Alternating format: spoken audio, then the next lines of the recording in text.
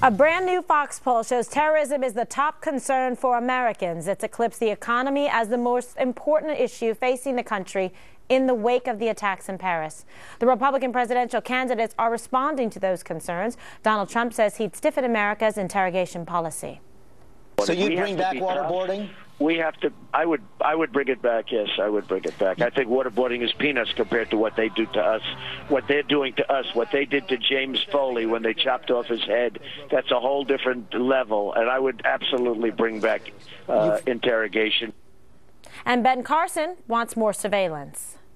I said in a larger capacity that we should monitor anything: mosque, church, school, shopping center, where there's a lot of radicalization going on. We've learned last week that the FBI seems to be able to monitor 30 to 60 people at a time. And we know there's a lot more than that need to be monitored. Greg, would you like to share your comments with us? No. See?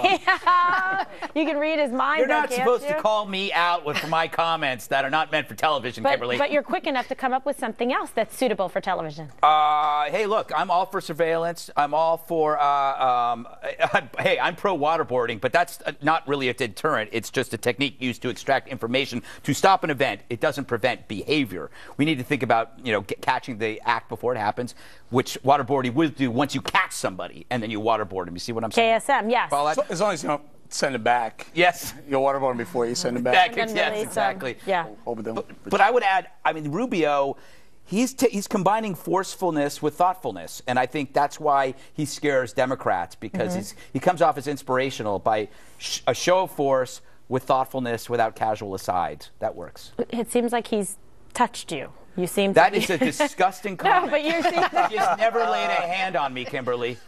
Despite I don't know. It's kind of poetic how you described it. I'm not sure what's going on over there. Bowling. Bring the testosterone. No, but I think it's very interesting that the debate has changed. I think you guys called it was going to be a foreign policy presidential election. I thought it was going to be economy. I thought it was going to be jobs and economy, and it flipped in light of what happened in Paris, and who knows what else is happening. I believe, and I don't want to report this, but I think I saw as walking in, they found another vest, another explosive vest in Paris, in one of the suburbs, I believe, in a garbage can that could be it, which means there's more of this going on. And you guys are right, spot on. But the question, who's bet? Jeb does very well with foreign policy. Does he start to step up? Trump talks tough. He means what he says. He says what he means. His analogy about waterboarding went further than just, hey, we should waterboard. He said what they do to ours with water is worse when they put people in cages and then drown them.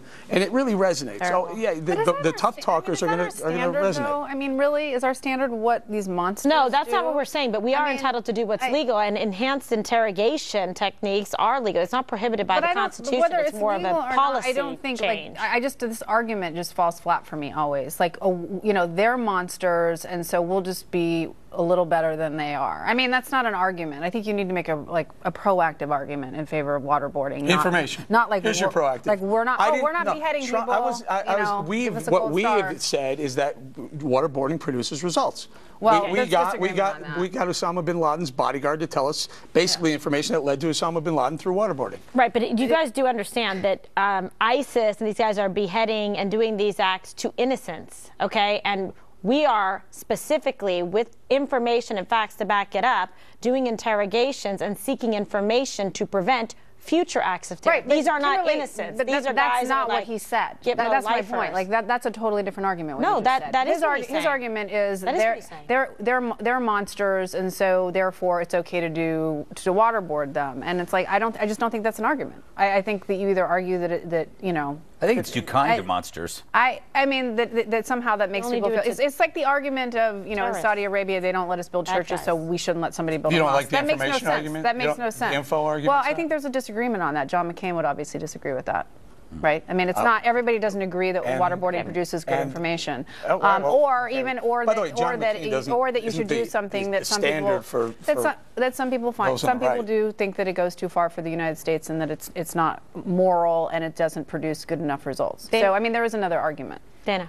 Well, having been the White House spokesperson during the interrogation debate, I find it remarkable that we have come so far in just 7 years to go from it's abhorrent, it's never going to happen again, both McCain and Obama campaigning against waterboarding, which, remember, it wasn't every terrorist that walked in the door got waterboarded. It was like three terrorists. Three people. And so and now it could actually be a campaign platform and your numbers can go up. So it just shows that things can change. And I think that the point that what you were making, Kimberly, is a good one, which is you actually have to capture terrorists in order to interrogate them. They have to have somewhere to go to be interrogated. That's what Gitmo had been useful in order to, in other places, in cooperation with other countries. It's not a fun business at all, and I think what we ask our intelligence community to do is very tough. However, they're not being asked to do that at all now. That is actually, it's a policy. It's a policy. U.S. policy. But not against And some would say that it would be against our morals or against the Constitution, whatever. The point is, I think that they're all trying to make is that we understand, as I think these three candidates are trying to say and others, we understand the generational nature of this war, its civilization at stake, and we would be able to better fight it than someone like Hillary Clinton, who is just going to follow in the footsteps of President Obama. Okay. And then all the rules also change when you're at war. Think about that, too. All right, next, were intelligence agents pressured to change their assessments on ISIS in order to fit with the Obama administration's narrative? The new explosive allegations ahead. You don't want to miss it.